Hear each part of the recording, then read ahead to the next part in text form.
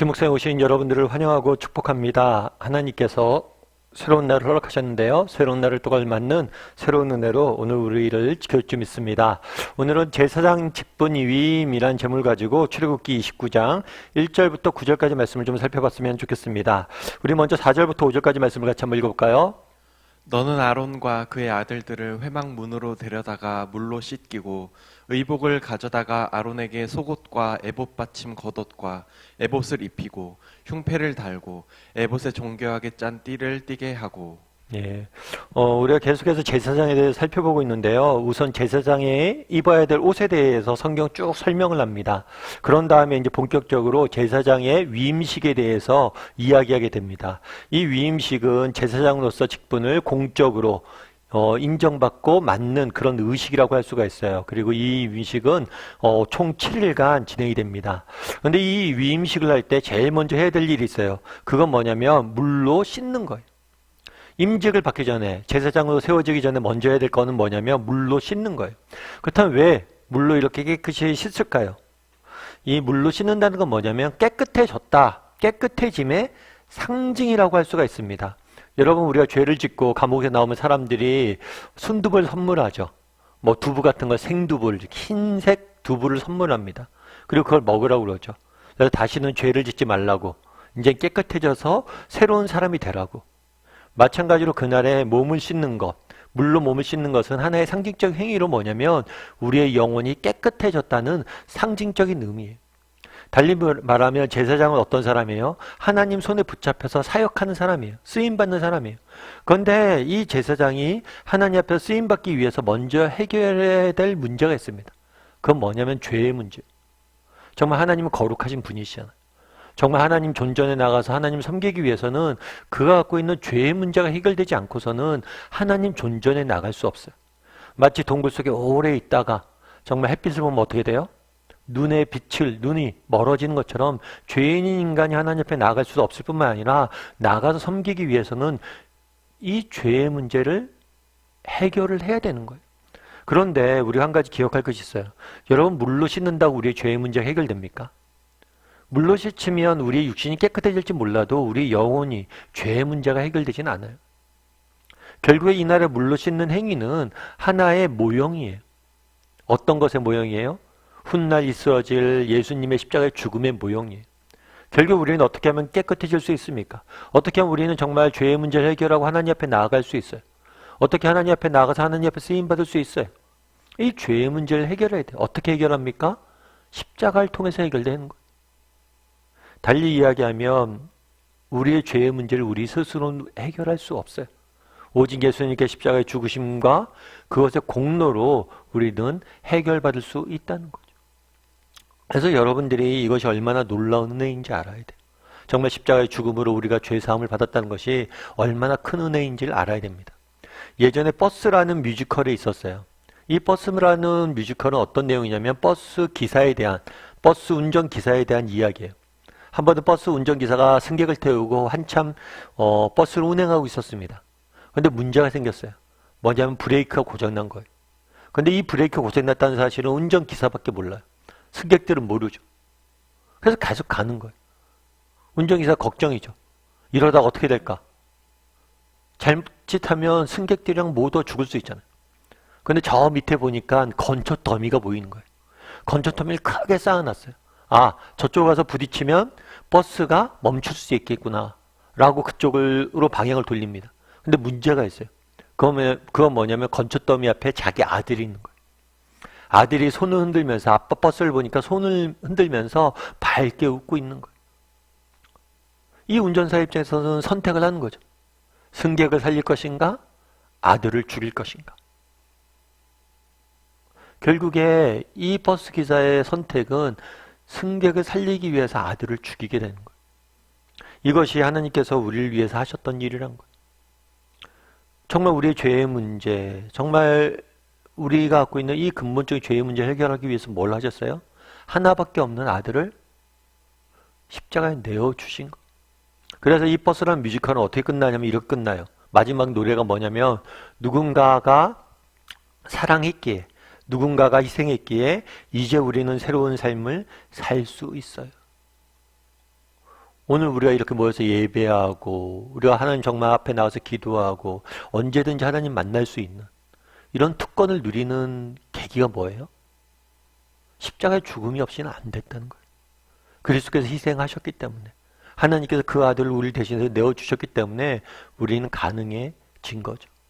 이것이 얼마나 큰 은혜인지 우리가 알아야 됩니다. 그날의 제사장의 직분을 감당하기 위해서 제일 먼저 뭘 해야 돼요? 몸을 씻어야 돼요. 왜냐하면 죄의 문제를 해결해야 돼요. 그렇지 않고는 하나님 앞에 나아갈 수가 없는 거예요. 그럼 이 문제는 어떻게 해결할 수 있습니까? 오직 십자가의 죽음의 공로로만 해결될 수 있는 거예요. 이것이 얼마나 놀라운 은혜인지 우리가 기억해야 됩니다. 그런 다음에 뭘 하냐면, 물로 씻은 다음에 뭘 하냐면 의복을 가져다가 이것을 입어요. 옷을 입는 거예요. 제사장의 옷을, 이때까지 지난주까지 우리가 계속해서 제사장의 옷에 대해 설명을 했는데 이 옷을 입는 겁니다. 그러면 이 옷을 입는 것은 무슨 의미가 있을까? 이것이 주는 교훈은 무엇일까요? 이거는 구원의 원리를 보여주는 거예요. 그건 뭐냐면 자리바꿈의 원리예요. 원래 우리는 죽을 수밖에 없는 죄인이었습니다. 그런데 죄인이었는데 예수님께서 우리의 죄인인 우리의 자리에 서시고 죄인인 우리는 어디에 쓰는 거예요? 예수님의 의인의 자리에 쓰는 거.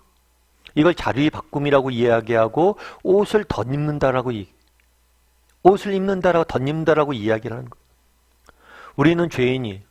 그럼에도 불구하고 우리는 예수님이 입어야 될 의인의 옷을 덧입음으로 우리는 언제든지 뭐예요? 하나님 앞에 나아갈 수 있고 하나님의 자녀가 되는 권세를 누릴 수 있는 거예요. 그날에 몸을 씻고 그 다음에 옷을 덧입었습니다. 제사장이 옷을 입었어요. 왜 제사장이 옷을 입는 행위를 했느냐? 마찬가지로 우리가 의인이신 예수님의 옷을 덧입음으로 우리는 하나님 앞에 나아갈 수 있다는 거예요. 구원은 두 가지 차원이 있습니다.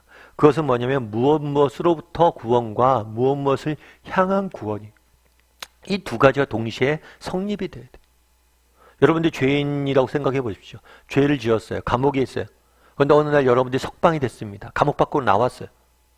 그런데 정말 여러분이 돌아갈 집이 없다면, 돌아갈 가정이 없다면 여러분은 어떻게 될까요? 또 여러분은 그곳에 갈 수밖에 없는 거예요. 여러분 레미제라블이라는 아마 뮤지컬을 아마 아실 거예요. 이거는 빅토르 위고가 쓴 장발장이라는 소설을 레미제라블을 뮤지컬로 만든 건데 이 뮤지컬은 굉장히 기독교적이에요. 장발장이 부르는 노래가 중에 대부분은 기도예요. 하나님에 대한 기도를 노래로 하는 거예요. 근데 이 장발장의 이야기는 처음에 어떻게 시작되냐면 이 장발장이 빵을 훔치죠.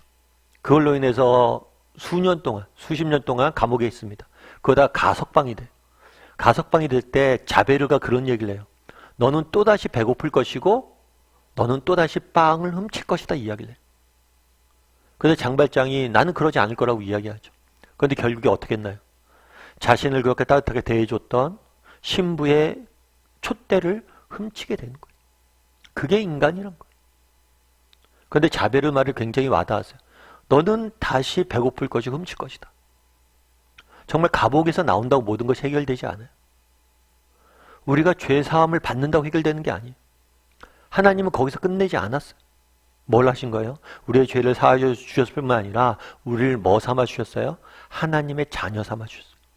예수 그리스도가 입어야 될 하나님의 아들이라는 옷을 우리가 덧입고 이제 우리가 하나님의 자녀가 되어서 아들이 되어서 언제든지 하나님 앞에 나가서 기도할 수 있고 말씀 볼 수 있고 그분을 만날 수 있는 특권을 누리게 되는 거예요. 우리는 죄사함을 받았을 뿐만 아니라 그분의 자녀가 되는 특권을 누리게 된 거예요. 그날에 제사장이 몸을 씻고 의복을 입었습니다. 이걸 통해서 주고자 했던 건 메시지는 뭡니까? 구원의 두 가지 속성이에요. 무엇으로부터 구원을 받았으며 무엇을 향한 구원이었는가? 우리는 죄와 사망으로부터 구원을 받았으며 정말 구원받은 우리를 가만히 두시지 않고 하나님의 아들 삼아 주심으로 우리를 완전히 하나님께서 회복시켜 주셨다는 거예요. 이제 너희는 하나님의 아들이란 거예요. 그럼 우리는 어떻습니까? 우리는 정말 하나님의 자녀된 아들 된 것이 얼마나 큰 축복이고 특권이고 감사인지 알고 있습니까? 이것이 얼마나 큰 은혜인지 알고 있어요? 정말 오늘 하루 묵상해 봤으면 좋겠어요. 나는 정말 하나님의 자녀가 되었다는 것이 얼마나 값진 은혜인지 알고 있는가? 그리고 나는 그것을 누리고 있는가? 정말 우리가 하나님의 자녀가 되는 것이 특권이라는 걸 안다면 날마다 하나님 앞에 나가야 되겠죠. 그리고 그분에게 구할 수 있어야 되겠죠. 그분과 교제 나눠야겠죠. 동행해야겠죠. 그래서 오늘은 정말 이 구원에 대해서 다시 한번 돌아보고 묵상할 수 있는 시간이 되었으면 좋겠습니다. 우리 이 시간 잠깐 기도했으면 좋겠는데요. 기도하실 때 오늘 말씀 기억하면서 기도했으면 좋겠습니다. 정말 하나님께서 우리를 죄로부터 구원하셨습니다. 뿐만 아니라 예수 그리스도가 입어야 될 아들의 옷을 우리가 입음으로 하나님의 자녀가 되는 권세를 누리게 되었습니다. 이것이 얼마나 큰 은혜이고 특권인지, 이것을 이루기 위해서 우리가 한 것은 아무것도 없어요. 하나님께서 자기 아들을 희생함으로, 정말 우리를 대신 십자가에 내어주심으로 이 모든 것을 우리가 거저 누리게 된 것, 이것이 얼마나 큰 은혜이고 축복인지 다시 한번 깨달아 알게 해달라고 기도했으면 좋겠습니다. 그리고 또 우리가 하나님의 자녀입니다. 자녀가 되는 권세를 가진 사람이에요. 그런데 정말 우리 아버지가 하나님인데 정말 가난뱅이처럼 살지 않게 해달라고, 정말 하나님 앞에 날마다 나아가 기도하고 하나님과 동행하며 하나님이 주시는 은혜를 맛보고 자녀답게 정말 하나님과 동행하고 하나님과 늘 함께 걸어가는 삶을 살게 해달라고 이 시간 함께 기도했으면 좋겠습니다. 또한 기도하실 때 오늘 하루 하나님이 우리의 인생을 지키시고 보호해달라고 이 시간 목소리 같이 기도하도록 하겠습니다. 같이 기도하시겠습니다.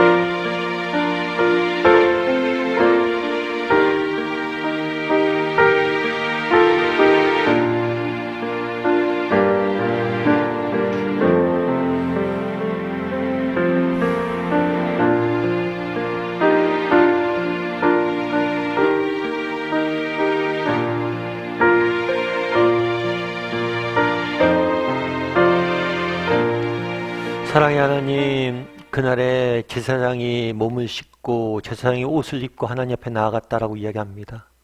정말 죄 있는 인간인 우리가 어떻게 하나님 앞에 나아갈 수 있습니까?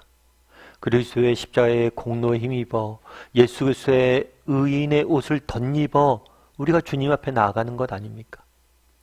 정말 하나님 앞에 나아갈 수 있고 하나님의 자녀가 되었다는 것이 얼마나 큰 은혜이고 특권이며, 이 모든 것이 공짜로 정말 우리를 사랑하셔서 자기 아들 내어주신 하나님의 사랑으로, 은혜로 이루어진 것들을 기억하고 그 사랑과 은혜를 잊지 않고 감사하며 정말 하나님의 자녀답게 날마다 살아갈 수 있는 우리 모두가 될 수 있도록 주여 은혜를 더하여 주시옵소서.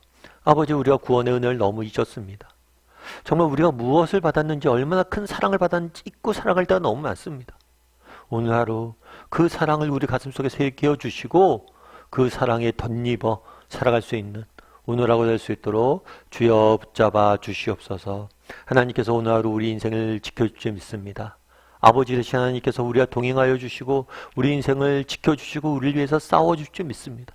그런 믿음으로 정말 오늘 하루도 낙심하지 않고 살아갈 수 있는 하루가 되어질 수 있도록 주여 붙잡아 주시옵소서. 은혜 감사드리며 모든 말씀 예수님의 이름으로 기도드립니다. 아멘.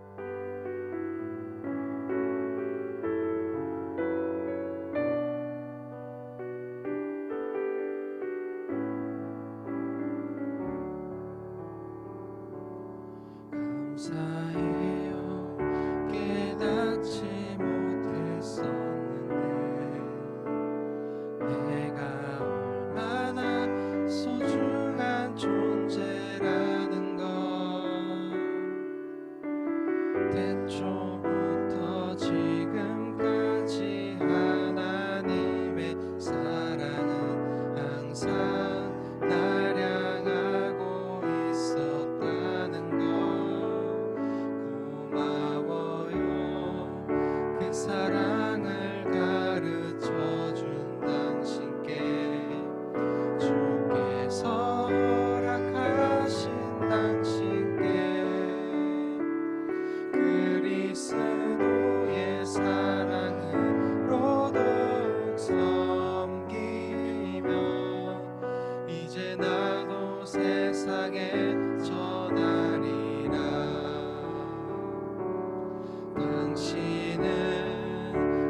사랑받기 위해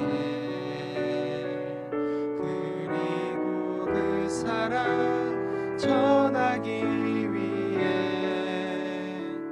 주께서 택하신 후 이 땅에 심으셨네. 또 하나의 열매를 바라시며 당신은 사랑받기